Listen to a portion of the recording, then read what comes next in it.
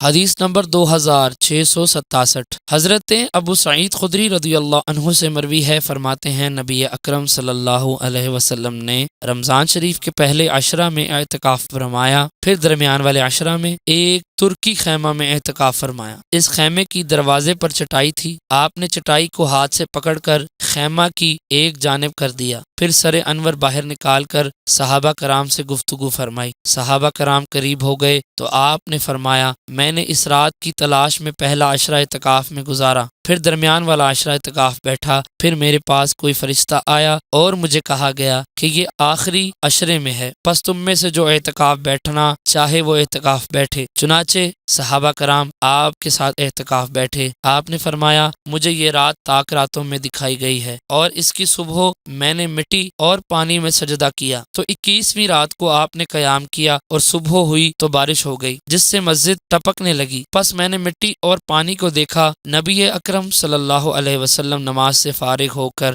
باہر تشریف لائے تو آپ کی پیشانی اور ناک کی چوٹی کے کنارے پر مٹی اور پانی لگا ہوا تھا، اور یہ آخری عشرہ کی 21ویں رات تھی۔